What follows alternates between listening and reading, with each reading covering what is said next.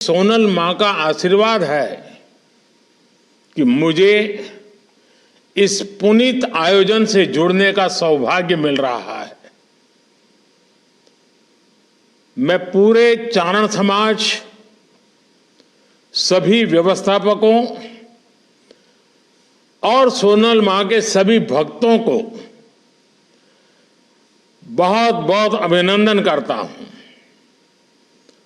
मढ़ड़ा धाम चारण समाज के लिए श्रद्धा का केंद्र है, शक्ति का केंद्र है, संस्कार परंपरा का केंद्र है। मैं आई के श्री चरणों में अपनी उपस्थिति दर्ज कराता हूं, उन्हें प्रणाम करता हूं। मेरे परिवारजनों, जन्म शताब्दी के इस 3 दिवसीय महोत्सव के बीच आई श्री सोनल मां की स्मृतियां हमारे साथ है। भगवती स्वरूपा सोनल मां इस बात का साक्षात उदाहरण रही है कि भारत भूमि किसी भी युग में अवतारी आत्माओं से खाली नहीं होती है। गुजरात और सौराष्ट्र की ये धरती तो खास तौर पर महान संतों और विभूतियों की भूमि रही है। कितने ही संत और महान आत्माओं ने इस क्षेत्र में पूरी मानवता के लिए अपना प्रकाश बिखेरा है। पवित्र गिरनार तो साक्षात भगवान दत्तात्रेय और अनगिनत संतों का स्थान रहा है। सौराष्ट्र की सनातन संत परंपरा में श्री सोनल मां आधुनिक युग के लिए प्रकाश स्तंभ की तरह थी। उनकी आध्यात्मिक ऊर्जा, उनकी मानवीय शिक्षाएं, उनकी तपस्या, इससे उनके व्यक्तित्व में एक अद्भुत दैवीय आकर्षण पैदा होता था। उसकी अनुभूति आज भी जूनागढ़ और मढ़ड़ा के सोनल धाम में की जा सकती है। भाइयों बहनों, सोनल मां का पूरा जीवन जन कल्याण के लिए, देश और धर्म की सेवा के लिए समर्पित रहा।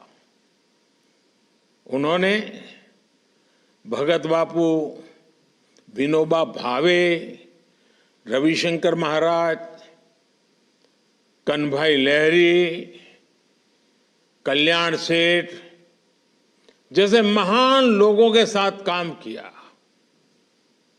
चारण समाज के विद्वानों के बीच उनका एक विशेष स्थान हुआ करता था।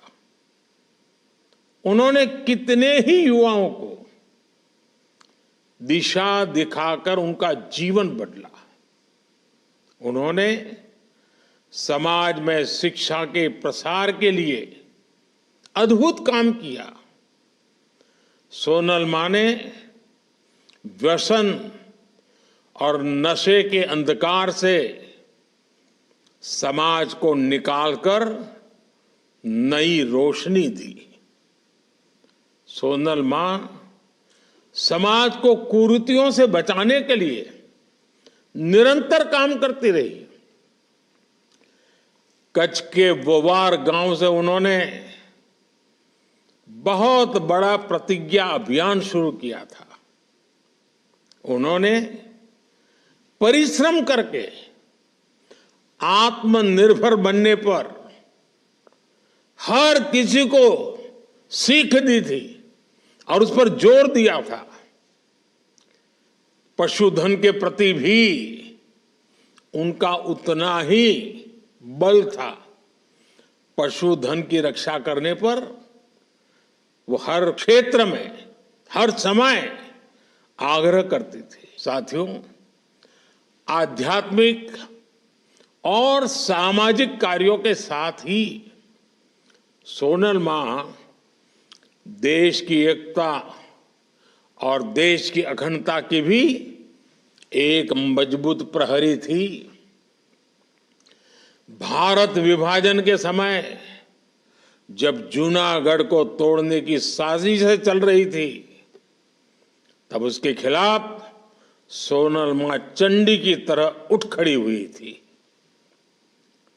मेरे परिवारजनों, आज श्री सोनल मां देश के लिए, चारण समाज के लिए, माता सरस्वती के सभी उपासकों के लिए महान योगदान की एक महान प्रतीक थी।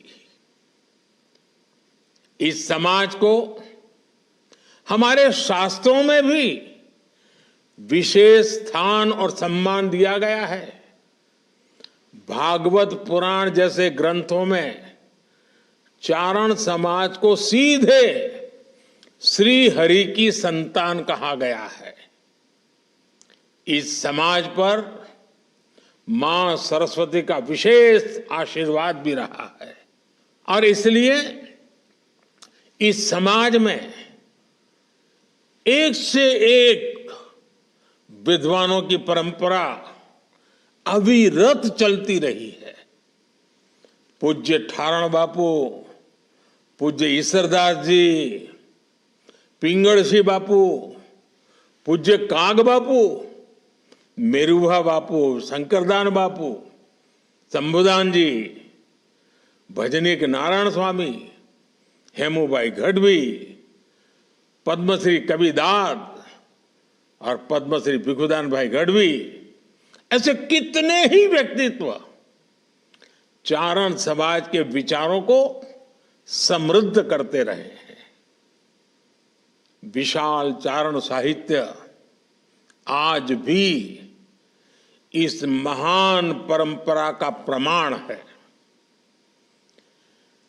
देशभक्ति के गीत हो या आध्यात्मिक उपदेश हो, चारण साहित्य ने सदियों से इसमें अहम भूमिका निभाई है।